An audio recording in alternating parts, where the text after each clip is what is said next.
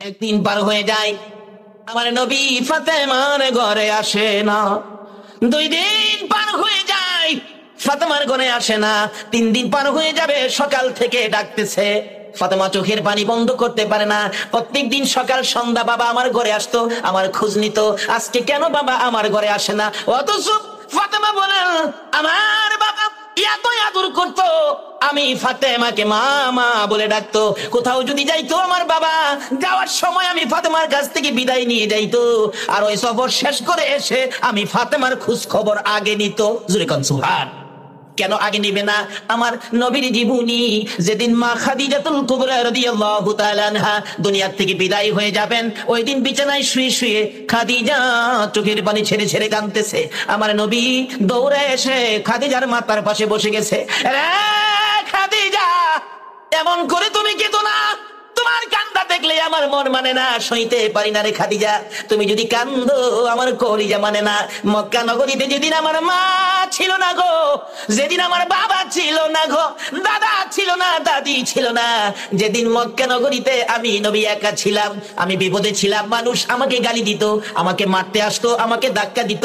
ও খাদিজা, তুমি দি আমার বিপদ মুহূর্তে তোমার জীবন জৈবন সব আমার পায়ের উপর ঢেলে দিয়েছিলা। আমার বিপদে তুমি আমার প্রেমের মালা গলায় পড়েছিলে গো খাদিজা। আজকে তুমি এইভাবে কান্দো, কাঁদতে হবে না, বলো তোমার কি দুঃখ? খাদিজা কান্দে, আল্লাহর বন্ধু গো, আমার মন বলে আমি বাঁচবো না। আমি কান্দি এই জন্য, আমার জন্য নয়। আমি যে আপনি নবীর দুঃখগুলো বুক ভরে শুনতাম, আপনার ব্যথাগুলি বুকের মধ্যে জমা করে রাখতাম, আপনার চোখের পানি আমি খাদিজা আঁচল দিয়ে মুছে দিতাম। আমি কান্দি এই জন্য। আমি খাদিজা যদি না থাকি গো আল্লাহর বন্ধু, আপনার মনের দুঃখগুলো কার কাছে বলবেন? জোরে জোরে কন্যা সুবহান। কি শিক্ষা দিয়ে গেছেন? স্বামীর মনের দুঃখগুলো স্ত্রীর কাছে গেলেই তো থাকে না, সব মুছে দেয়। কিভাবে মুছেন? কি আদর্শ, কি তরিকা ছিল! আর অহন তো স্বামী যত কষ্ট করে আইয়া, স্ত্রী তো ঘুমাতেই উঠতে চায় না। রাত্রে দরজার ঢাকা, হ্যাঁ ফালুর মা, ফালুর মা গলা ভেঙে গেছে, ফালুর মা ওঠে না।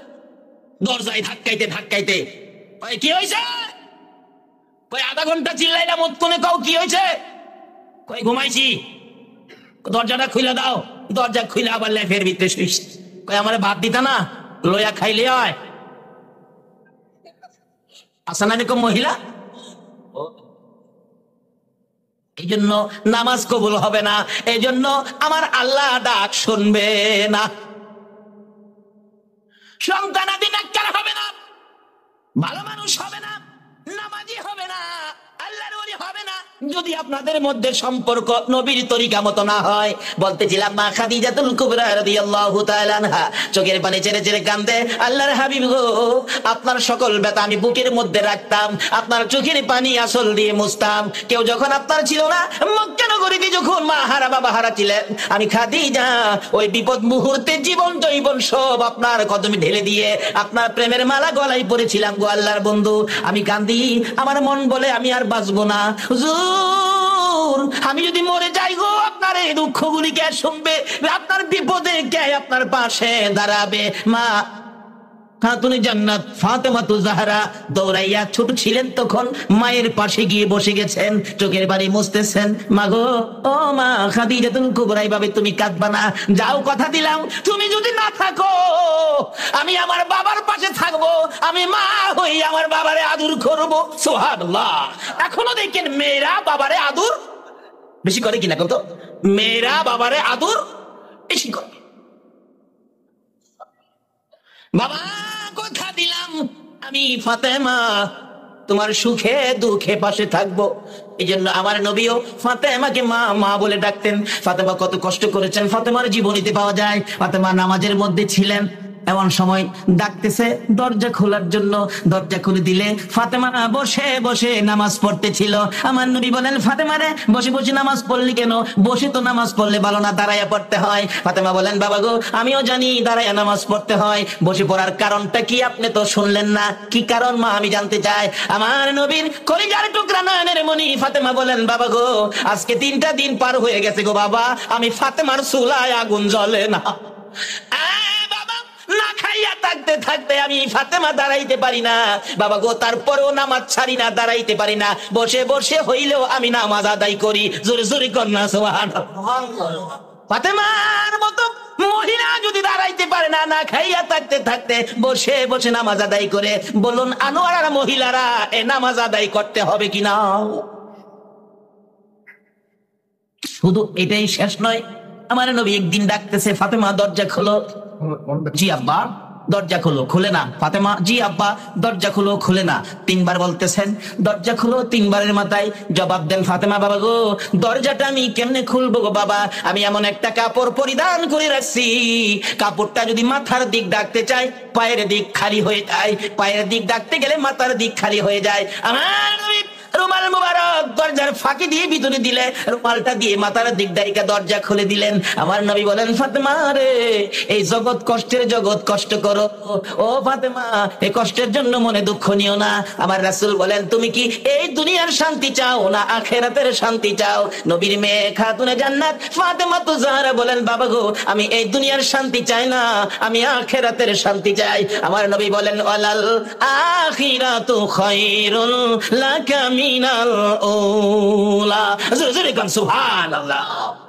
আমার আল্লাহ কুরআন শরীফে ঘোষণা দিয়েছেন রব্বানা আতিনা ফিদ দুনিয়া হাসানাতাও ওয়া ফিল আখিরাতি হাসানাতাও, তোমরা দুনিয়ার ভালাই ধরো আখিরাতের ভালাই ধরো, কিন্তু দুনিয়া এবং আখিরাতের ভালাই যদি ধরতে চাও থাকতে হবে আমার নবীর কথায়। বলুন কার কথায়?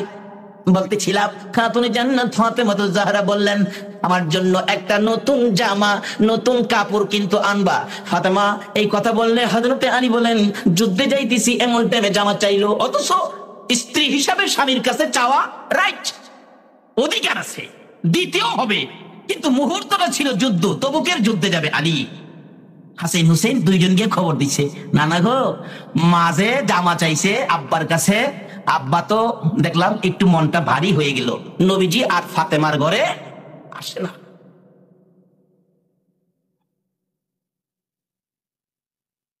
একদিন দুই দিন তিন দিন নবীজি আসে না, ফাতেমা দিন রাত কান্দে বাবা কেন আসে না, দুই ছেলেকে পাঠাইছে যাও তোমার নানারে নিয়ে আসো। নবীজি খবর দেয় ফাতেমা নতুন জামা চায়া স্বামীর মনে কষ্ট দিচ্ছে। অনেক মহিলারা স্বামীর মনে কষ্ট দেয়নি গো, আল্লাহু আকবার।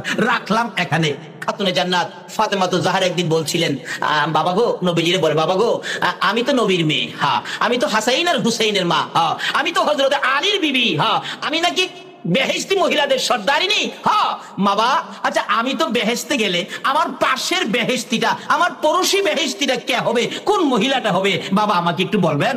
আমার নবীজি বলেন ফাতেমা রে তোমার পাশের বেহেশতি মহিলা হবে একজন কাঠুরিয়ার বিবি, গরিবের বউ। ফাতেমা গো বাবা কাঠুরিয়ার বিবি এই মহিলাটা কোথায়, আমি কি দেখতে পারবো? নবীজি ঠিকানা বলে দিলেন ওই মহিলাটার বাড়ি এদিকে, এইভাবে তুমি গিয়া দেখা করতে পারো। সকালবেলা খাতুনে জান্নাত ফাতেমা তো জাহরা দৌড়ে গেছেন সকালবেলা মহিলাটাকে দেখতে, বাড়ির সামনে আওয়াজ দিলেন, মহিলা বললেন কে? আমি ফাতেমা, হাসাইনের হুসাইনের মা, আলীর বিবি, নবীর কলিজার টুকরা নয়নের মণি, আমি ফাতেমা। মহিলাটা ভিতর থেকে বলতেছেন ফাতেমা গো বোন আপনি আসছিলেন কষ্ট করে, কিন্তু আপনার সাথে যে আমি দেখা করব আমি তো আমার স্বামীর কাছ থেকে অনুমতি রাখি নাই, নবীর মেয়ের সাথে দেখা করব স্বামীর অনুমতি চায়। আচ্ছা অনুমতি ছাড়া যদি দেখা করে স্বামী কি রাগ হইব? আরো খুশি হইব, কিন্তু কয় বোন আপনার সাথে দেখা করব আমি অনুমতি রাখি নাই, আপনি কালকে আইসেন আমি আমার স্বামীর কাছ থেকে অনুমতি রাখবো। ডাকতেছে আচ্ছা ঠিক আছে। পরের দিন সকালে রওনা হয়েছে। হুসাইন কয় আম্মু কালকা সকালে কই গেছিলা? গেছিলাম তো এক মহিলার বাড়ি, তো আজকে আমারে নিয়ে যাইবা। বাড়িতে আওয়াজ দিছে কে? আমি ফাতেমা। হুসাইন জিগায় আম্মু কালকে তুমি এখানে আইছিলা? মহিলা কয় বোন আপনার সাথে কে? আমার ছোট ছেলে হুসাইন, আর জান্নাতি যুবকদের সর্দার হবে হাসাইন আর হুসাইন সাথে, হুসাইন সাথে ছিলেন। এবার মহিলা কয় ফাতেমা গো আমি তো ফাতেমার সাথে সাক্ষাৎ করব স্বামীর কাছে অনুমতি রাখছি, হুসাইনের লগে দেখা করব এই অনুমতি তো আমি স্বামীর কাছে রাখছি না, আমি কালকা অনুমতি রাখবো, আপনি কালকা আইসেন। পরের দিন যাইতেছে 3 দিনের দিন। হাসাইন কয় আম্মু হুসাইন লইয়া কালকা কই গেছিলা? ছোট ছেলেরা এরকম কয় না, বাবারে গেছিলাম তো এক মহিলার বাড়িতে, আজকে কিন্তু আমারে থুইয়া যাইতে পারবা না। পরে 3য় দিন ডাকতেছে কে? আমি ফাতেমা। হাসাইন কই আম্মু হুসাইন রে লইয়া এখানে আইছিলাম। মহিলা কই বোন সাথে কে? আমার বড় ছেলে হুসাইন। বোন আমারে মাফ করবেন, আমি তো হুসাইনের সাথে দেখা করার অনুমতি রাখছি, হাসাইন বড় ছেলে আপনার, হাসাইনের সাথে দেখার অনুমতি রাখছি না। কালকে আইসেন। ফাতেমা ডাকতেছে আর তোমার এখানে আসতে হবে না, আমি বাবারে জিগাইছিলাম আমার পাশের বেহেশতি কে হবে? বোন গো তুমি হবে আমার ফাতেমার পাশের বেহেশতি। জোরে জোরে কর সুবহানাল্লাহ। এটা স্বামীর কথা মাইন্না হইল না না মাইন্না হইল? স্বামীর কথা মানার নির্দেশ নবীজি দিয়েছেন। কিভাবে দিয়েছেন এই আলোচনাটার মধ্যে ছিলাম। আসুন সামনে বাড়ি। বলতেছিলাম ভাইজিৎ বলেন মা গো তুমি আমার মা লাগো। বলুন কি লাগে? মা কইয়া যদি সন্তানেরা ডাক মারে রে, মহিলাদের কলিজা ঠান্ডা হইয়া যায়। ও বাবারা ভাইরা, মারে যদি কেউ কষ্ট দিয়ে থাকো, মাকে কষ্ট যদি দিয়ে থাকো, মার মন খুশি করার জন্য লক্ষ টাকার দরকার নাই, কোটি টাকার দরকার নাই, এয়ার কন্ডিশনের বাড়ির দরকার নাই, মায়ের জন্য 2 কেজি মিষ্টির দরকার নাই, 5 কেজি আপেলের দরকার নাই। খালি হাতে যাইয়া 5 বছর পর্যন্ত মারে কষ্ট দিছ, মার সামনে যাইয়া খালি একটা ডাক মারো মা কইয়া, মার মন খুশি হইয়া যায়। সুবহানাল্লাহ। বাস্তব আমার এলাকার ঘটনা বলছি। একটা ছেলে জুট মেলে চাকরি করতো, জুট মেলে চাকরি করে, কিন্তু বিয়ে করাইছে বাড়ির পাশে। বিয়া করার পরে খালি পরামর্শ দেয় রোজগার করে চাকরি করে পয়সা বাপ মারে খাওয়াইবা, তোমার ভবিষ্যৎ আছে না, ওই যে মুসাইট আছে চাবি। পোলাই কয় হ ঠিক ইত্যে কইছো, আর বাপ মারে খাওয়াবো না। গরিব ছোট গরিব মানুষ ছিলেন। ডাকতেছে, মাস শেষ হয়েছে, মা ডাকে কিরে বেতন পাইছস? কয় বেতন পাইলে কি করুন লাগবো? কয় টাকা পয়সার দরকার না, টাকা পয়সা খালি তোমারই দাঁড়াবো, আমার ভবিষ্যৎ নাই। মা কয় বাবা রে বুঝছি তোমার ভবিষ্যৎ। যেদিন 3 দিন 3 মাস শিশু সন্তান প্রস্রাব পায়খানা করে বিছনা লাট করে দিতা, আমি মেতনের মতো পরিষ্কার করতাম। আমি তো ভবিষ্যৎ খুঁজছি না রে, আজকে তুই ভবিষ্যৎ ওরা হয়ে গেলে। যাও বাবা যাও যাও, ওই বাঙ্গা করে থাক, ভবিষ্যৎ খুঁজে। মাশাআল্লাহ 1 মাস 2 মাস 6 মাস পর্যন্ত চাকরি, কিছু পয়সা থাকে, কিছু পয়সা রাখে, কিছু পয়সা খরচ করে, এবার কিছু জমি জমা রেখা 20-25 মন দানের মালিক হইল। মানুষ মাত্র 2 জন, দানের মালিক হয়ে গেছে 25 মন। এখন 2 জনের আনন্দ কে দেখে? হঠাৎ তার বাবা মানুষের বাড়িতে কাজ করত, গরিব মানুষ, অসুস্থ হয়ে 8 দিন কাজে যাইতে পারে নাই, ঘরে খাবার নাই, একবারে 8 দিন পর্যন্ত ঘরে খাবার নাই। ছোট্ট একটা ভাই ছিল, ভাইটা কান্দে, মা বড় ভাইয়ের ঘরে ধান আছে, একটু ধান নিয়ে আসো না, আমার বাবা রোজগার করলে ধান কিনা দিয়ে দিও, পেটের খিদা সহ্য হয় না। মা বলতেছেন বাবা রে কেমনে যাবো, হ্যাঁ তো 6 মাস যাবো তো আমার মা তুই ওই ডাকে না, কেমনে যাবো তার কাছে? আমার তো লজ্জা করে রে বাবা, কি কমু, পেটে খিদা, মা সইতে পারতেছি না। মা দুঃখে বলতেছেন আমার কলিজাটা খুইলা তবু হ্যার কাছে যাবো না, কি করবো? ছোট ছেলের কান্নায় গেছে বেহায়ার মতো, যাই বলতেছে বাবা তোর ঘরে এত ধান, আমারে 1 মন ধান দিয়া দে, তোর বাবা রোজগার করলে দিয়া দিব। তোর ছোট্ট ভাইটা 8 দিন যাবত পেটে খিদা, দেখ চেহারাটা চাওয়া যায় না। হ্যাঁ কয় বুঝ জানোই মা দান চাইছে, এর বুঝবার বাহির হইছে। দয়া বাড়ি অন্যের সাথে বুঝছে মা দান চাইছে 1 মন, দেওয়া যাইব? বাড়ি অন্য নিষেধ করে দাও, কষ্ট করে জোড়াইছি, এটা খায়া শেষ করতো, তোমারে দেওয়া যাবে না। হ্যাঁ এমনি গিয়ে কইছি কষ্ট করে জোড়াইছি, আমারে শেষ করতে খাইয়া দেওয়া যাবে না। মা কষ্ট পাইছিনি কন্ত, চোখের পানিগুলি মুছতেছে, ঘরের ভিতর ঢুকতেছে, তার বাবা অসুস্থ, বলতেছে তুমি কান্দোকে, ব্যাপারটা কি? যে বড় ছেলের লেগে এত কষ্ট করছ, আজকে আমার 1 মন দান দিল না। বাবাও শুয়া শুয়া কান্দে আর ডাকে মাবুদ রে, মানুষের বাড়ি সারাদিন কাজ করছি, 10টা টাকা বেতন উঠাইছি, বাড়িতে যাবো পেটের খিদায় 4 আনার বিস্কুট কিনছি, কিন্তু খাইতে চাইলে এই সন্তানের কথা যখন মনে হইতো আমি খাইতে পারছি না। বাড়িতে যাইয়া ঘুমিয়ে গেছে, ঘুম থেকে উঠাইয়া এই বিস্কিট বলে যদি আমি বাবা সন্তানের না খাওয়াইতে পারছি, সারাটা রাত আমার ঘুম হইছে না। এই সন্তান আমাকে 1 মন দান দিল না, বাবাও কান্দে।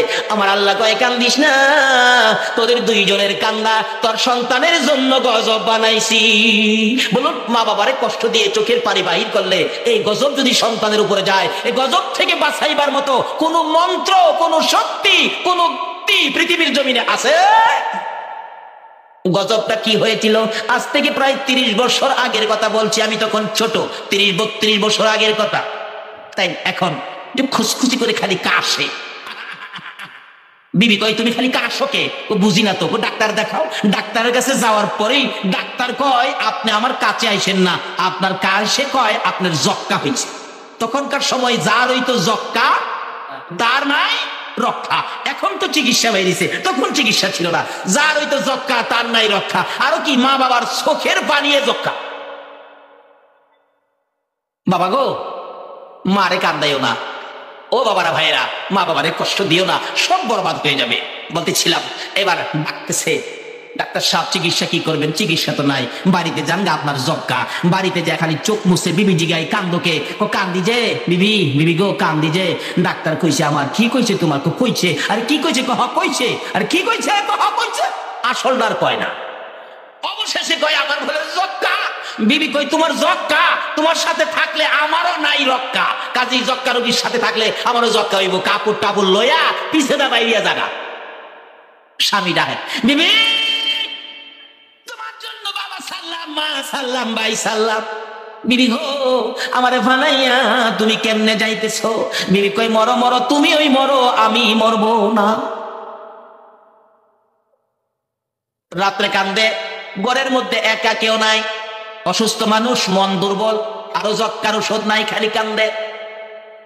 2 দিন কান্দে, মা ঘুমায় না, খালি মনে মনে ভাবে ছেলে যদি আমার একবার মা কইয়া ডাক দিত, আমি মা সন্তানের বিপদে পাশে যাইতাম। 2 দিন পার হইয়া 3 দিন রাত্রের বেলা মায়ের ঘরের দরজায় যাইয়া কান্দতেছে, ডাক দেওয়ার সাহস পাই না। অবশেষে কান্নার আওয়াজ যখন মায়ের কানে লাগছে, বাবার কানে লাগছে, দুজন একজন আরেকজনকে বলে আমার সন্তানের কান্নার আওয়াজ শোনা যায়। ও পোলার মা, দেখো না দরজা খুইলা কে কান্দে। চট করে ঘুম থেকে উঠে মা দরজাটা খুলে দেখে ছেলে কান্দতেছে। বাবা কেন কান্দ? ছেলে ডাক মারছে, মা গো, ও মা আমার বাবা কই? আমার বাবার সামনে আনো। মা তুমিও সামনে আসো। আমি অপরাধ করেছি, আমি অন্যায় করেছি, তোমাদের 2 জনের পায়ে ধরে ক্ষমা চাবো। বাবা সামনে আসলে একটা হাত বাড়ায় ডাক মারছে, বাবা, মা গো, 2 জনের পাও বাড়াইয়া দাও, আমি তোমাদের পায়ে ধরে ক্ষমা চাবো। মা 2টা হাত বাড়াইছে, বাবাও 2টা হাত বাড়াইছে। বাবা গো পায়ে ধরতে হবে না গো বাবা, তুমি যে আমরা রে মা বাবা কইয়া ডাক মারছো, আমাদের সকল ব্যথা দূর হয়ে গেছে। বলতেছিলাম এই শিক্ষা আমাদের সামনে থাকতে হবে, যে শিক্ষা নবী দিয়েছেন খাতুনে জান্নাত ফাতেমাতুজ জাহরাকে দিয়ে। এবার ফাতেমা বলতেছেন, হাসাইন রে, হুসাইন রে, যাই বল আমার বাবা কেন আমার বাড়িতে আসে না? আমার নবী বলে দিলেন, হাসাইন হুসাইন তোমার মার কাছে বলে দাও নতুন জামা চাইয়া আলীর মনে কষ্ট দিয়েছে। যতক্ষণ পর্যন্ত ফাতেমা আমার আলীর মন খুশি না করবে রে, ততক্ষণ পর্যন্ত আমি নবী ফাতেমার ঘরে যাব না। ফাতেমা যতক্ষণ পর্যন্ত স্বামীর মন খুশি না করবা, ততক্ষণ পর্যন্ত আমি নবীর দেখা পাইবা না।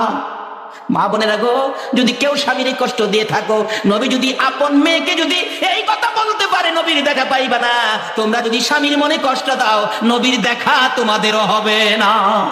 এবার যাইতেছে ফাতেমা, চোখে পানি জড়তেছে। হাসাইন হুসাইন খবর দিলেন, মা গো বাবার মন খুশি না করলে নানা আসবে না। ফাতেমা কান্দে। 3 দিন পার হয়ে যায়। বিকাল বেলা যুদ্ধ শেষ হয়ে গেল, বিজয়ী হয়ে গেল। হযরতে আলী রাদিয়াল্লাহু তাআলা আনহু বাড়ির দিকে আসতেছে। অন্যদিন কোন যুদ্ধ থেকে আসলে বীর বিক্রমের মতো দৌড়াইয়া বাড়ির ভিতরে ঢুইকা খুশি মনে ফাতেমার সামনে যায় দাঁড়ায়। ওই দিন আলী বহু দূর থেকে গোড়ার থেকে নাইমা গেছে, মনটা যেন ভারী ভারী, দৌড়ায়া যায় না। গোড়ার লাগাম ধরে হাঁটতে হাঁটতে আস্তে আস্তে আসতেছে। ফাতেমা ঘরের সামনে দাঁড়াইয়া দেখে স্বামী আসতেছে, সঙ্গে সঙ্গে চুলার মধ্যে গরম পানি বসাইছে। নবীর মেয়ে হইয়া কি শিক্ষা দেয় গো ও আর মহিলারা, শুনো। ফাতেমা গরম পানি বসাইয়া অপেক্ষায় স্বামী কোন সময় ভিতরে ঢুকবে। ভিতরে ঢুকলে দৌড়ে যাইয়া ঘোড়ার রশি হাত থেকে নিলেন, ঘোড়াটারে বাঁধলেন, হাত থেকে যুদ্ধের তরবারিটা নিলেন, ঘরের মধ্যে রাখলেন, যুদ্ধের পোশাকটা নিজের হাতে খুললেন। স্বামীরে টাইনা টাইনা ঘরের সামনে পাথরের মধ্যে দাঁড় করাইয়া গরম পানি দিয়া পাও ধোয়াইলেন, হাত ধোয়াইলেন, মুখ ধোয়াইলেন, আঁচল দিয়ে সবগুলি মুছে এমনি যায় স্বামীর পায়ে পড়ে গেছে। জোরে জোরে কন্যা সুবহানাল্লাহ। ফাতেমা গো স্বামীর পায়ে পড়ে চোখের পানি ছেড়ে ছেড়ে কান্দে আর ডাকে, স্বামী নতুন জামা চাইয়া তোমার মনে দুঃখ দিয়েছি, ওদিন থেকে আমার বাবা আমাকে দেখতে আসে না গো স্বামী। পায়ে ধরি, বলো খুশি হইছো নি? যতক্ষণ পর্যন্ত খুশি না হইবা দুনিয়া কিয়ামত হবে, আমি ফাতেমা আলীর পাও ছাড়বো না।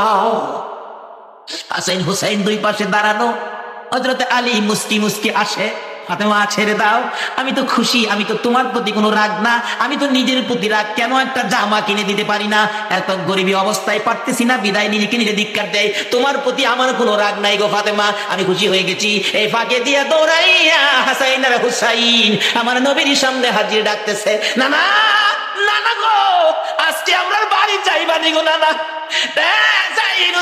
আমার আলী খুশি হয়েছে নি, হাসাইন হোসেন দুই ভাই মিলে বুঝাইতেছেন, নানা গো আমার মা ফাতেমা বাবার পায়ে পড়ে গেছে, আমার বাবা মুস্কি মুস্কি হাসতেছে। এমনি সময় আমার নবী রওনা হয়ে যায়, ঘরের মধ্যে হাজির হয়ে গেলে ফাতেমা কান্দে, বাবা গো 3 দিন পর্যন্ত আইলা না, আমার খোঁজ খবর নিলা না। আমার নবী বলেন, রে ফাতেমা, নতুন জামা চাইয়া স্বামীর মনে দুঃখ দিয়েছো, এই দুঃখ লইয়া যদি যুদ্ধ ক্ষেত্রে আবার আলী মারা যাইতো রে ফাতেমা, তুমি ফাতেমা মারা গেলে আমি নবী তোমার জানাজায় শরীক হইতাম না। কি শিক্ষা দিলেন নবীজি নিজের মেয়েকে দিয়ে। আজকে তো মহিলারা একটু লেখাপড়া শিখলে স্বামীরা তো কি আরে করেন। যদি আসলে আমরা সঠিক ওয়াজ করতে যাই তাহলে মহিলারা লাভবান হবে বেশি, কিন্তু মহিলার দিকে আমরা বেশি একটা ওয়াজ করতে যাই না, কারণ এখন যে যুগে পড়ছি এমনিই তো মহিলাদের পাওয়ার বেশি। কি বড় আসনে তাকাইলে প্রধানমন্ত্রী হেরাই, আবার ছোট আসনে তাকাইলে বিরোধী দলের নেত্রী হেরাই। নবীজির মা আমেনা তো তাদের মধ্যেই, কি বলে, গাউসে পাকের মা উম্মুল খয়ের ফাতেমা তো তাদের মধ্যেই, জান্নাতি যুবকদের সর্দার হাসাইন আর হুসাইনের মা খাতুনে জান্নাত ফাতেমা তো জাহরা তো মহিলাদের মধ্যেই। কিন্তু তারা কি হয়েছে আর অহংকার দিনের মহিলারা কি হয়েছে, এইটা একটু খুঁজা দেখি, কি বলেন ঠিক কিনা? যদি আমাদের দেশের মহিলারা এই খোঁজ নিয়ে এই সীমানা মাইপা দেখে শুনে বুঝে শুনে চলতে পারে, তাহলে এখনো ওই রকম অলির মা এই এলাকার মহিলারা হতে পারে, বাংলাদেশের মহিলারা একটা আলেমের মা হতে পারে, একটা বেহিস্তি সন্তানের মা হতে পারে। কিভাবে হবেন এটা বোঝার জন্য আজকের এই মাহফিল। যাই হোক, বলতেছিলাম আমাদের আওয়াজটা গর্জিয়াস হবে। আলহামদুলিল্লাহটা এটা কিন্তু আমাদের এদেশি জিনিস না, এটার বাড়ি বহুদূর। আল্লাহ যেদিন একা ছিলেন, যেদিন আল্লাহ প্রেম আর মহব্বতে ঢেউ খেলে বন্ধু সৃষ্টি করবেন, যেদিন আমার আপনার নবীজির নূর মুবারক আল্লাহ রাব্বুল আলামিন কুদরতি হাতে নিয়ে বলছিলেন কুনি মুহাম্মদ, যখন মুহাম্মদী আকার ধারণ করলো, আল্লাহ রাব্বুল আলামিন পবিত্র স্থানে রাখার সাথে সাথে আমার আপনার নবীর নূরে মুহাম্মাদি আল্লাহর কুদরতি পায়ে সেজদায় করে বলেছিলেন আলহামদুলিল্লাহ। আল্লাহ বলেন, বন্ধু গো, যে কাজটা তুমি করছো সেজদাটা এবং যে শব্দটা আমারে শোনাইছো, এটা তো খুব মজার জিনিস, শব্দটাও মজা, কাজটাও মজা, কাজে এই জিনিসটা তো খুব পছন্দের জিনিস। যাও, আমি কথা দিলাম এই দুইটা কাজ যারা আদায় করবে তাদেরকে আমি আমার জান্নাতে দেব। দুইটা জিনিস এখনো একত্রিত আছে কিনা বলুন তো? যেমন সেজদা নামাজের মধ্যে, নামাজ পড়তে গেলে নামাজের শুরুতেই এই সূরা ফাতিহা পড়তে হয় কিনা বলুন? প্রথমেই শুরু হয় ফাতিহা, আলহামদুলিল্লাহ শুরু হয়। এই দিয়ালাবান দুইটা একত্রিত করে রেখে দিলাম। বন্ধু, তোমার এই কাজ আর এই শব্দ আমার কাছে খুব পছন্দ হয়েছে। এটা যদি মহিলারা আদায় করে তারাও কি বলেন আল্লাহর পক্ষ থেকে পুরস্কার পাবে কিনা, কিভাবে পাবে আসুন এটা বোঝার জন্য। যাই হোক, এটা অতি সম্মানী জিনিস, বিদেশি জিনিস, যেখানে কেউ ছিল না। যেদিন প্রথম সৃষ্টি হয়েছেন, সৃষ্টির প্রথম হলো আমার আপনার নবী, আর এই সৃষ্টির প্রথম মুখ থেকে আওয়াজ হলো, প্রথম আওয়াজ আমার নবী দিয়েছিলেন আলহামদুলিল্লাহ। এই জন্য প্রথম সৃষ্টির দাম বেশি এবং আওয়াজেরও দাম বেশি। কাজে আমরা আলহামদুলিল্লাহ বলে আল্লাহর শুকর আদায় করেছি, খুশি হয়েছেন আল্লাহ। আল্লাহকে খুশি করাটাই হলো আমাদের কাজ, কারণ এই জগতে আমাদেরকে সৃষ্টি করছে কে বলুন তো? আল্লাহ আমাদেরকে সৃষ্টি করে কত কিছু দিয়েছে। আল্লাহ বলেন, বান্দা সব দিলাম, এমন কোন জিনিস বাকি রাখি নাই যে তোমাদেরকে দেয় নাই। পৃথিবীর এমন কোন বিজ্ঞান নাই, পৃথিবী জুড়ে এমন সাহস কোনো মানুষের নাই এই কথাটা বলতে পারবে আল্লাহ আমাকে এমন জিনিসটা দেয় নাই। আল্লাহ বলবেন দিয়েছি খুঁজা পাও নাই, এরকম হতে পারে। দেয় নাই এমন কোনো কথা বলার অধিকার পৃথিবীর কোনো সৃষ্টির নাই। আল্লাহ সবকিছু সৃষ্টি করেছেন, যাই হোক, কিন্তু সব সৃষ্টির কারণ হলো আমাদের খেদমতের জন্য। আল্লাহ বলেন, তোমাদেরকে সৃষ্টি করলাম আমাকে খুশি করার জন্য। এখন আল্লাহকে খুশি করতে গেলে সবচেয়ে বড় মন্ত্র হলো আলহামদুলিল্লাহ। কারণ কোরআন শরীফে আল্লাহ নিজেই বলেছেন, লা ইন শাকারতুম লা আযীদান্নাকুম, যারা আমার নিয়ামত পায় আমার শুকর আদায় করবে, আমি আল্লাহ তাদের জন্য নিয়ামতের দরজা খুলে দিব। জোরে কোন সুবহানাল্লাহ। কাজী আজকে আমরা শুকর আদায় করে আলোচনায় ঢুকবো, কিন্তু আলোচনার বরকত পাইতে গেলে এখানে আরেকটা কাজ বাকি আছে, যে কাজটা হলো নবীজির সাথে সম্পর্ক। আল্লাহ রাব্বুল আলামিন নিজেই এই সম্পর্কের ঘোষণা দিয়েছেন। আল্লাহ বলেন, তোমরা যদি আমাকে পেতে চাও আমার নবীর মাধ্যমে আসো। যত ইবাদত যত কিছু দিয়েছেন সবকিছুর মধ্যে নবীকে রাখতেন। বলুন সবকিছুর মধ্যে নবী আছে কিনা? নবীকে সাথে নিয়ে তোমরা আসো। আসুন আজকে নবীর স্মরণে আমরা নবীর মহব্বতে দুরূদ শরীফ পাঠ করেছি। দুরূদ ব্যতীত কোনো ইবাদত আল্লাহর দরবারে কবুল হয় না।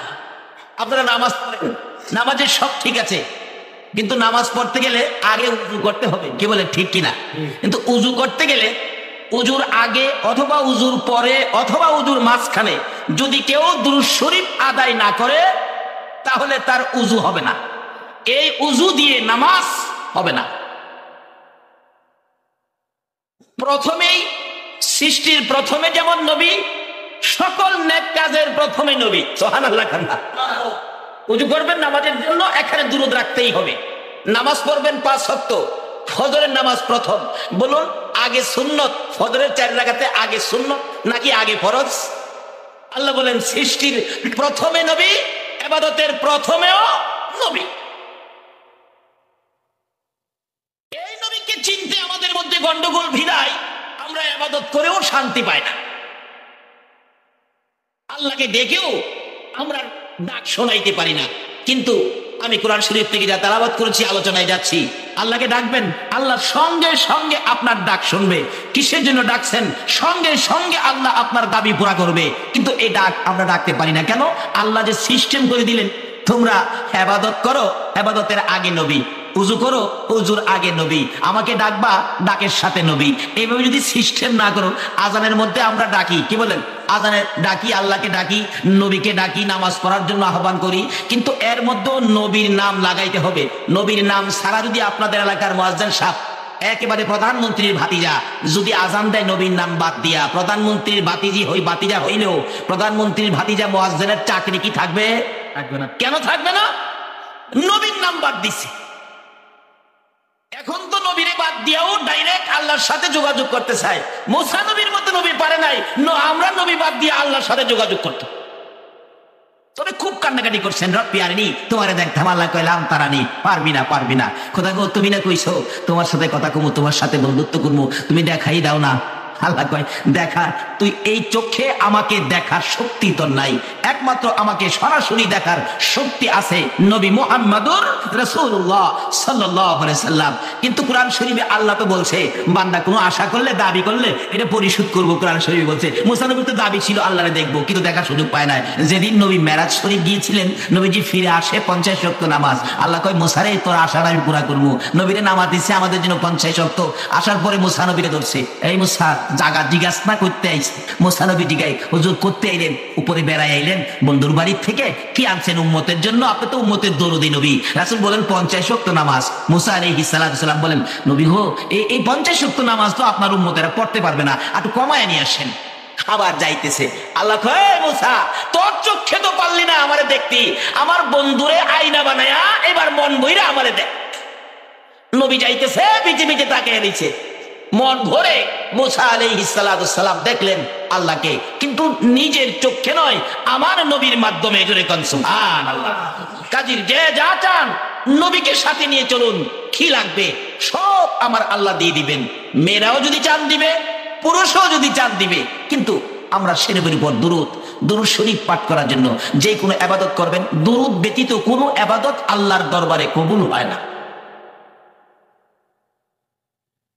দুরূদের প্যাকেট করুন, ছোট ইবাদত দুরূদের প্যাকেট করুন, বড় আকারে কবুল হবে। আমাদের দেশ দেখেন প্রচলন আছে, বিয়ে শাদীর মধ্যে প্রেজেন্টেশন নেয়, একটা আপনার ওই 45 টাকা দিয়ে একটা বই কিনে, নিউজ প্রিন্ট, আবার উপর দিয়ে দেখবেন, দেখেন না এদিকে আসেন, উপর দিয়ে দেখতে প্যাকেট করে খালি ঝিলমিল কাগজ, এত সুন্দর কাগজ দিয়ে প্যাকেট করে, আসলে বইয়ের চাইতে মনে হয় কাগজের দাম বেশি।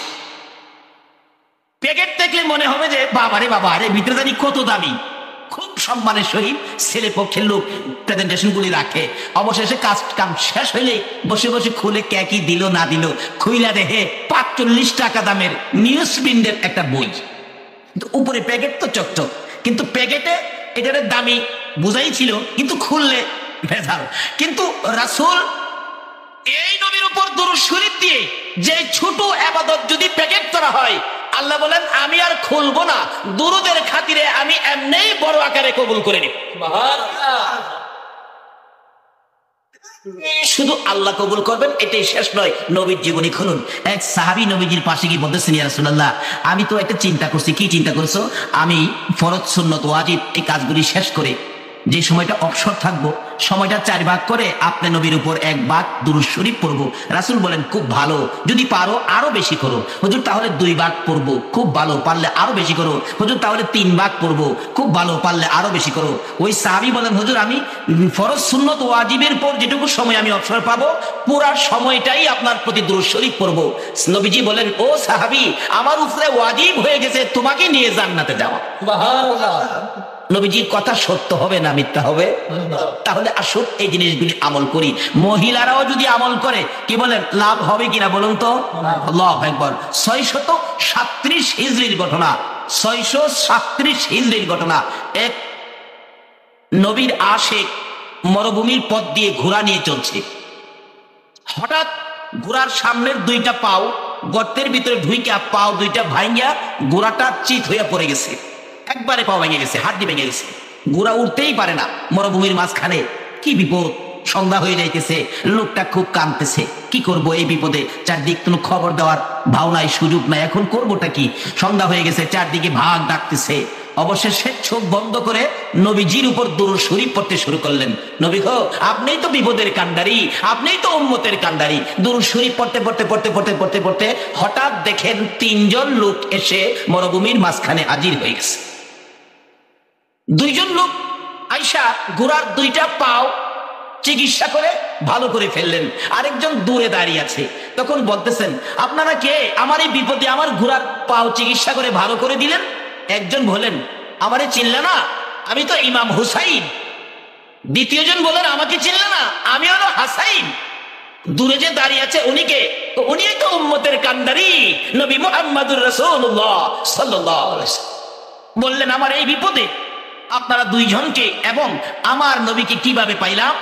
হাসাইন আর হুসাইন বলে, তুমি যখন বিপদে পড়ে আমার নানার উপর দুরূদ শরীফ পড়তেছিলে পাগল পাগল হইয়া, নানা আমরা 2 ভাইকে জান্নাত থেকে ডাইকা উঠাইয়া নিয়ে আইছে, আয় আমার উম্মত বিপদে পড়ছে, আমার উম্মতের বিপদে আয় তোরা 2 জন সাহায্য কর, আমার উম্মতকে বিপদ থেকে উদ্ধার করে দে। শুধু এই দেশে নয়, আমার নবী উম্মতের নাজাতের জন্য এই হাসাইন আর হুসাইনকে পর্যন্ত ব্যবহার করেছে।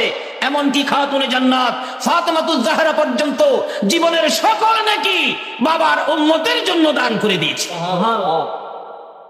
সেই নবীর উপর দুরূদের আমল আমাদের থাকা দরকার আছে কিনা বলুন তো? আমার আল্লাহ নিজেও এই দুরূদের পক্ষে, সালামের পক্ষে।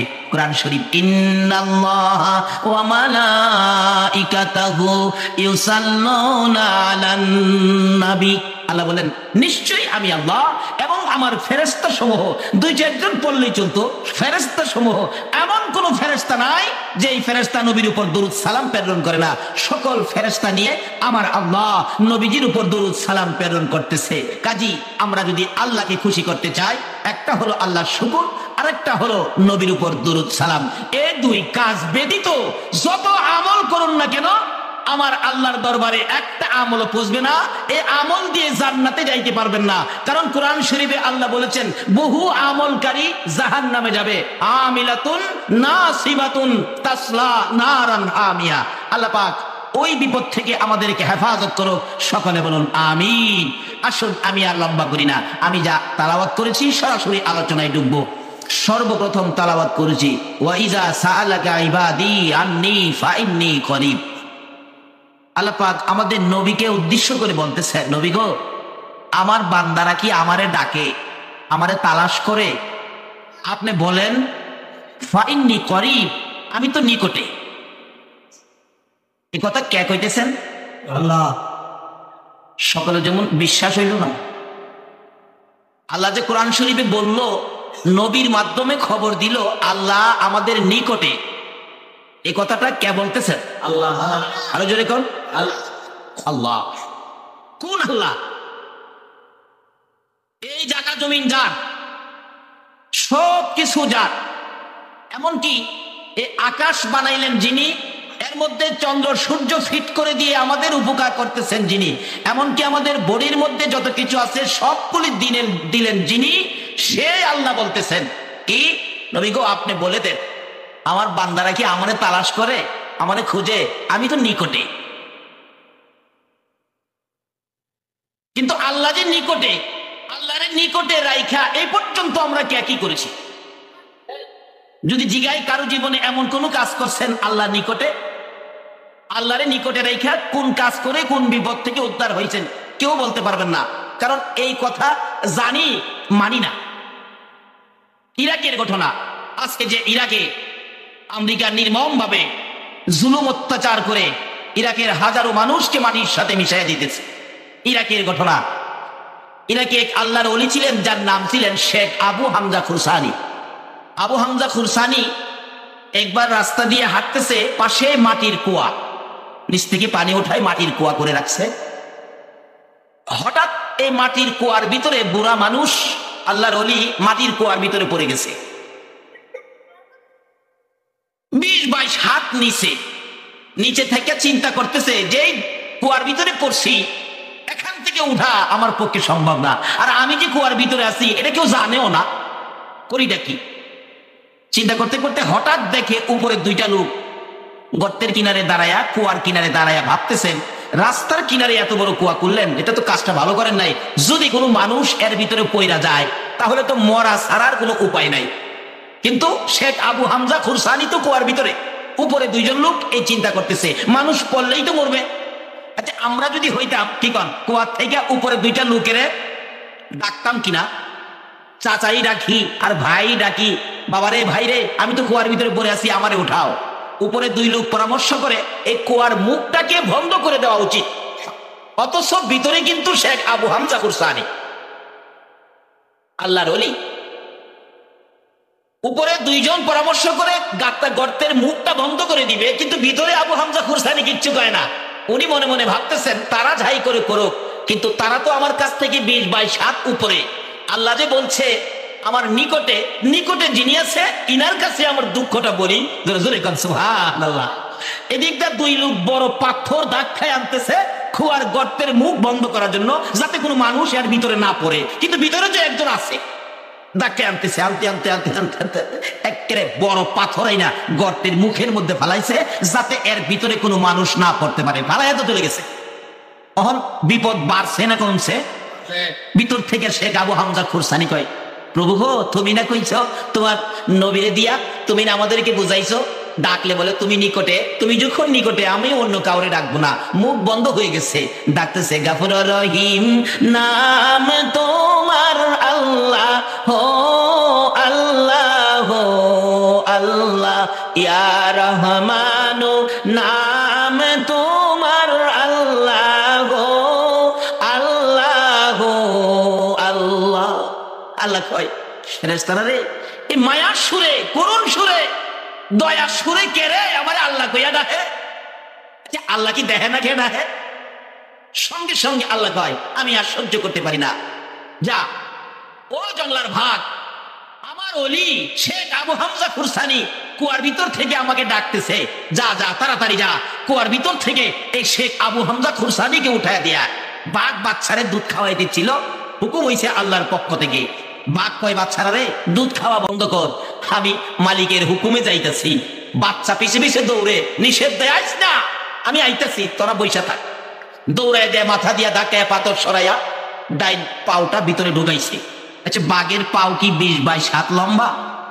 আল্লাহ কই তুই দিতে থাক, কারণ আমার বান্দা আমারে ডাকছে। আমি নিকটে থেকে যদি তার এই উপকার না করি তাহলে আমি কি করব? বান্দার ডাকের একটা বিনিময় তো দিতে হবে।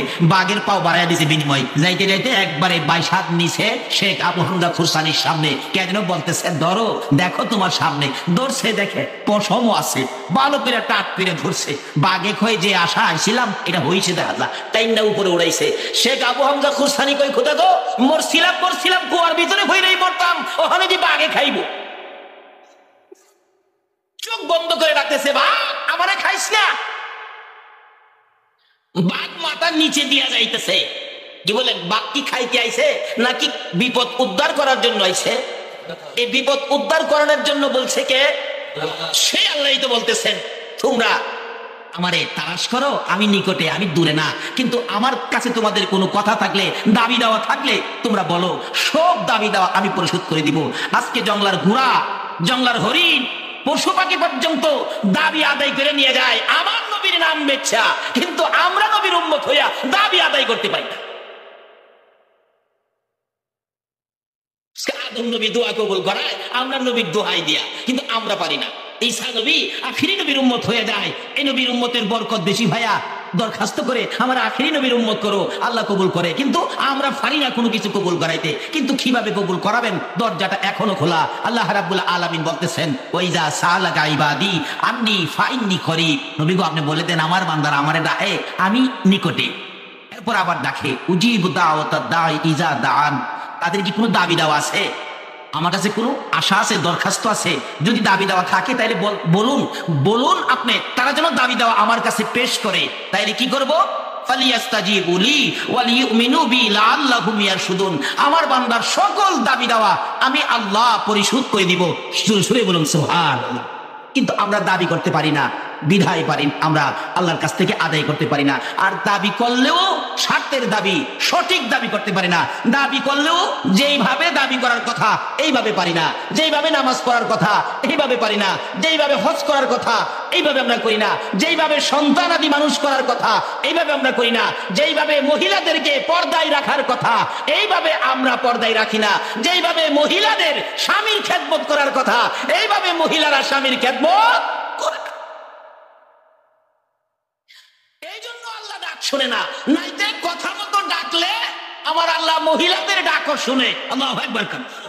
কেমন শুনে? বাস্তবে আসুন, ইতিহাসের ঘটনা। নৌকা দিয়ে যাচ্ছে নদী পথে, কর্ণফুলী নদী ধরুন, ঝড় তুফানের নৌকাটা ভাঙ্গা টুকরা টুকরা করে দিলেন। একটা মহিলা 1 মাসের একটা বাচ্চা, ছেলে বাচ্চা, 1 বছরের, 1 মাস নয় 1 বছর, 1 বছরের ছেলে বাচ্চাটা বুকে বাম হাতে চাপাইয়া ধরে নদীর মধ্যে সাঁতরাইতেছে আর ডাকতেছে, খোদা গো তুমি না বলে নিকটে? আমি আমার কুলের সন্তানটা নিয়ে বিপদে পড়ছি, তুমি যদি নিকটে হয়ে থাকো এই বিপদ থেকে আমারে, আমার কুলের সন্তানটারে তুমি বাঁচাও। আল্লাহ যে বলছেন নিকটে, আসলে কি এটা সত্য নাকি মিথ্যা? কিন্তু আমরা তো এটারে কাজে লাগাইতে পারি না। আল্লাহর কথা তো সত্য। মহিলা ডাকতেছে, কাঁদতেছে আর 1 হাতে সাঁতরাইতেছে, 1 বছরের বাচ্চাটা আর 2 গালে চুমাইতেছে আর বলতেছে, বাবা গো আমি মা থাকতে তোমার জীবনটা শেষ হইতে দিব না। হঠাৎ দেখে একটা কারের টুকরা, বড় আকারে একটা কারের টুকরা সামনে আইসা বাসছে। এটার মধ্যে হাত দিছে, দেখে একটু ভর রাখে, তুফান কমে গেছে, ঢেউ থেমে গেছে। এখন বাচ্চা বুকে নিয়ে বলতেছে, খোদা গো তুমি বুঝি আমার এই বিপদ থেকে উদ্ধার করবা। কিন্তু তুফান থেমে গেছে, কারের টুকরায় ভর রাখতে পারতেছে, কিন্তু দেখা যায় একটা লম্পট যুবক মহিলাটার দিকে নদীর মধ্যে সাঁতরায় আসতেছে, তার নিয়ত ভালো না, কাছাকাছি আসতেছে আর হাসতেছে। মহিলা ডাকতেছে, ভাবে বোঝা যায় আমার ইজ্জতের উপর আঘাত করবে, তুমি না ডাক দিলে শোনো। আল্লাহু আকবার। মহিলা আরে ডাকতে পারলে মহিলা ডাকে তো শুনে। বিপদ দেখা যায় একটার পর আরেকটা বিপদ। আমি তোমার দরবারে হাত বাড়াইলাম, তুমি যখন নিকটে আছো আমার ইজ্জতের গাঠুরি তোমার কুদরতি হাতে দিলাম, আমার ইজ্জত গাঠুরি বানায়া তোমার কুদরতি হাতে দিলাম। কিন্তু যুবকটা আসতেই আসতে থামে না। আবার ডাক দিলেন, প্রভু গো আমার ইজ্জতের হেফাজত কি তুমি করবা না? তুমি যদি আমার নিকটে থাকো আমার ইজ্জতের হেফাজত করো। তারপরও যুবকটা কাছে আইসা গেছে, এবার আর ডাকে না। 2 বার ডাকলাম, তুমি যখন আমার ডাক শোনো না, আর আমি তোমারে ডাকবো না। আল্লাহ কয় না রে ও বান্দি, আমি তো তোর ডাক শুনছি। বলুন আল্লাহ ডাক শুনছি কিনা? কথা মতো ডাকছে আর ডাকও শুনছে। কাছাকাছি আইসা ইতিহাস লেখে, মহিলার জীবনী লেখে, নিষ্ঠুর যুবক ওই মায়ের কুল থেকে বাচ্চাটাকে টানতেছে আগে সরানোর জন্য। মা বাচ্চা ছাড়তে রাজি না, বাচ্চা মায়ের গলায় ধরে রাখছে, গলা ছাড়তে রাজি না। দুঃখিনী মা বাচ্চা বুকে নিয়ে রাখছে, নিষ্ঠুর যুবক বাচ্চাটার গলায় ধরে টাইনা মার কাছ থেকে সরাইয়া নিয়ে গেছে, মায়ের সামনে বাচ্চাটারে পানির মধ্যে ফেলে দিছে। ওই 1 বছরের বাচ্চা মায়ের দিকে তাকাইয়া মা মা কইয়া পানির নিচে চলে যাইতেছে। মহিলা 2টা হাত বাড়াইয়া কান্দে, মাবুদ রে, তুমি যদি আমার নিকটে থাকো, আমার কলিজার টুকরা সন্তানটারে হেফাজত কইরো। দিয়া দিছে বাচ্চা পানির নিচে, আল্লাহরে কই হেফাজত করতো। খুব কেমন ঘটনা। তারপরে নিষ্ঠুর যুবক বাচ্চাটারে পানি ফেলে দিয়ে মহিলাটার গায়ে হাত দিতে চাইলে, হাত দেওয়ার আগে আগে পিছনে একটা কুমির হাজির হয়ে গেছে। সুবহানাল্লাহ। মহিলাটা দেখতেছে কুমির এসে যুবকটাকে টাইনা ধরল, পিছনে নিয়ে টুকরা টুকরা করে ছেড়ে ফেলেছে, কিন্তু মহিলাটারে কিছু করে নাই। এবার মহিলা ভেবেছে নিশ্চয়ই আমার ডাক আমার আল্লাহ কবুল করেছে। আমার আল্লাহ বলেন, দুনিয়ার মানুষ, মেয়ে হও আর পুরুষই হও, তোমরা যদি আমার ডাকার মতো ডাকতে পারো, কথা দিলাম সকলের ডাক আমি আল্লাহ শুনি। জোরে জোরে কোন সুবহান। ডাকতেছে, প্রভু গো আমার বিপদ বুঝে উদ্ধার করে দিবা। একটু পরে বেহুশ হয়ে গেছে, সন্তানের কথা মনে হয়ে গেছে। অ্যাক্সিডেন্টের খবর শুনে উদ্ধারকারী দল জাহাজ নিয়ে নাইমা গেছে। মানুষ অ্যাক্সিডেন্টে পড়ছে, বেঁচে আছে কিনা উদ্ধার করতে গেলে ইতিহাস বলেন দূরবীন দিয়ে দেখতেছে কোন মানুষ নদীর মধ্যে জীবিত আছে কিনা, তাহলে আমরা উদ্ধার করব। ইতিহাস বলেন দূরবীন দিয়ে দেখে বহু দূর 1 বছরের একটা বাচ্চা মাছের পিঠের উপর ঘুমাইতেছে। আল্লাহু আকবার, তাকবীর, আল্লাহু আকবার, ইয়া রাসূলুল্লাহ, ইয়া গাউসুল্লাহ। 1 বছরের একটা বাচ্চা দেখা যায় মাছের পিঠের উপর ঘুমাইতেছে। আচ্ছা, এটা কি আশ্চর্যের কথা না? সমুদ্রের মধ্যে মাছে মানুষ পাইলে পিঠে লয় না পেডে নেয়? কয় না দি বাঙালি? সমুদ্রে বড় বড় মাছগুলি মানুষ পাইলে পিঠে নেয় না পেড়ে ঢুকায়? কিন্তু পিঠের উপর মাছ মানুষ রাখছে বাচ্চাটাকে, ব্যাপারটা কি? আমার আল্লাহ বলেন, আমি না কথা দিছি ডাকলে আমি নিকটে দাবি দাওয়া করলে পরিশোধ করি, কিন্তু এখন তো আমরা ডাকতেই জানি না, বিধায় কোনো দাবি আমরা উদ্ধার করতে পারি। উদ্ধারকারী দল বলেন, আমরা জাহাজ চালায় যায় দেখি বাচ্চাটা এখনো মাছের পিঠের উপর ঘুমাইতেছে। নিচে নামলেন, নাইমা বাচ্চাটার গায়ে হাত দিলেন, বাচ্চা ঘুমাইতেছে, এখনো ঘুমে। আল্লাহ কই ঘুমা। জাহাজের উপর তুলছে, ঘুমাইতেছে। আবার দেখতেছে আরো কোনো মানুষ জীবিত পাওয়া যায় কিনা। দূরে দেখা যায় কারের উপর ভর করে একটা মহিলা ভাসতেছে, জীবিত মনে হয়। জাহাজ চালায় গেলেন, যায় দেখে মহিলাটা জীবিত। বলতেছে, তোমার নাম কি, ঠিকানা কোথায়, কি অবস্থা আছো, তোমার পরিচয় দাও। মহিলা একটা চিৎকার মারে, ও উদ্ধারকারী দলে না, আমার কোনো পরিচয় তোমরা জানতে চাও না, আগে বলো আমার কলিজার টুকরা সন্তানটা কই, আমার 1 বছরের বাচ্চাটা কই। যদি বাচ্চার খবর না দিতে পারো, আমি এই নদীর থেকে উঠবো না, আমি মাও জীবন দিয়ে দিব। মা সন্তানের জন্য এমন একটা মায়া আছে কিনা, কি বলে? উদ্ধারকারী দল একজন বলে, একটা বাচ্চা তো পাওয়া গেছে, তুমি উঠো, একটা বাচ্চা আছে। কোথায়? আমাদের জাহাজে। জাহাজে মহিলাকে উঠাইলেন। কোথায় বাচ্চা? ওই জাহাজের কিনারে ঘুমিয়ে আছে। মা পাগলের বেশে দৌড়ে যাইতেছে। কাছাকাছি যাওয়ার পরে বাচ্চাটা তো ঘুমাইয়া রইছে। মা দূর থেকে চিৎকার মেরে ডাক মারছে, বাবা গো, আমার আল্লাহ কই পাগলামি করিস না, আমি যে আল্লাহ, ওই যে দাবি করছস, আমি যে দাবি পুরা করব, কথা দিছি, দেখ আমি কেমন আল্লাহ। পানির নিচ থেকে বাচ্চা মাছের পেটে রাইখা, এমন বিপদের মধ্যে জীবিত রাইখা, মায়ের কুলে মায়ের বাচ্চা পৌঁছাইয়া দিতে পারি। জোরে জোরে গান সুবহান আল্লাহু আকবার। বলুন সে আল্লাহ এখনো আছে কিনা? কিন্তু এখন পুরুষের ডাক হই শুনে না, আর মহিলারা ডাক শুনবো। যদি এখনো ডাক দিতে পারে মহিলাদের ডাক, কি বলেন শুনবে কিনা? কিন্তু কোন মহিলার ডাক শুনবে? আসুন শিক্ষা দিবেন নবী। আল্লাহ রাব্বুল আলামিন নিজে বলেছে, তোমরা কি করো? নবীর সাথে সম্পর্ক করো, নবীর কাছ থেকে শিক্ষা নাও।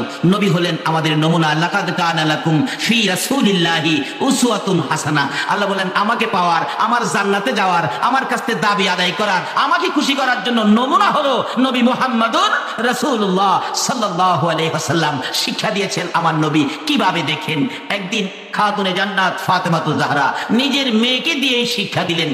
তবুকের যুদ্ধের ঘটনা করলে পাওয়া যায়। তবুকের যুদ্ধে হযরত আলী রাদিয়াল্লাহু তাআলা আনহু যুদ্ধের ময়দানে যাবেন। এমন সময় খাতুনে জান্নাত ফাতেমাতুজ জাহরা বলতেছেন, স্বামী গো, ও স্বামী, তুমি যুদ্ধে যাইবা? হ্যাঁ। আমি একটা দাবি করি তোমার কাছে। কি দাবি? আমার জন্য একটা নতুন কাপড় আনবা। কারণ তোমার কাছে বিয়ে হয়েছে যেদিন, নতুন কাপড়ও তুমি দিতে পারো নাই। আমার মৃত মা খাদিজাতুল কুবরা রাদিয়াল্লাহু তাআলা আনহার কাপড় পরে আমি ফাতেমার বিয়ে হয়েছে। ও মা বোনেরা, যেই খাতুনে জান্নাত ফাতেমাতুজ জাহরা বেহেশতি মহিলাদের সর্দারিনী হবে, তার জীবনী খোলো, তা কি করেছে। আর এত রঙের রঙের কাপড় পায়া তোমরা কোন দিকে কি করতেছ? আসলে এই নবীকে চিনতে পারলে, নবীর আদর্শ, নবীর তরিকা বুঝতে পারলে সহজ হয়ে যাবে। আমি কিতাবাদি খুলে খুলে দেখছি, মহিলারাই নবীরে চিনছে আগে। সুবহানাল্লাহ। মহিলারাই নবীরে চিনছে আগে। ওই রকম মহিলা যারা ছিল, তাদের পেট থেকে নেককার আলেম উলামা ওলি গাউস কুতুব জন্মগ্রহণ করেছে। যেই হোক, বলতেছিলাম, খাতুনে জান্নাত ফাতেমাতুজ জাহরা বললেন, স্বামী গো, আমাকে একটা নতুন কাপড় আনবেন আমার জন্য। কারণ বিয়ে হয়েছে মার পুরান কাপড় পরে, মৃত মায়ের কাপড় পরে। এ পর্যন্ত দুইটা সন্তানের মা হইলাম, হাসাইন আর হুসাইনের মা হইলাম, আমাকে একটা নতুন কাপড় দিলেন না। স্বামী গো, যুদ্ধ থেকে আসার সময় আমার জন্য একটা নতুন কাপড় আনবেন। আচ্ছা বলুন তো, স্বামীর কাছে স্ত্রী এভাবে কাপড় দাবি করার অধিকার আছে না? ফাতেমা ন্যায্য দাবি করছে। এরপরও হযরত আলী রাদিয়াল্লাহু তাআলার মনটা একটু বার হয়ে গেছে। কেন? যুদ্ধের ময়দানে যাইতেছি, ফাতেমা এই সময় দাবি করলো, বাঁচি না মরি যুদ্ধক্ষেত্রে, মনটা একটু ভার, রওনা হয়ে গেছে। পিছে পিছে হাসাইন আর হুসাইন যা কিছু হইতো নানার কাছে টপ করে বলে দিত। দৌড়ে যাই আমার নবীর কানে কানে বলে দিলেন, নানা গো, আমার মা, আমার বাবা যুদ্ধে যাওয়ার সময় একটা জামার দাবি করেছিল। আমার বাবার মনটা একটু বাড়ি হয়ে গেছে। এ খবর টুকুন পাইয়া আমার নবী ফাতেমার ঘরে আসে না। কি শিক্ষা দিয়ে গেলেন? কার ডাক শুনবে? কার ঘর থেকে ওলি হবে, গাউস কুতুব হবে? আজকে ওলির জীবনী আছে, ওলি নাই।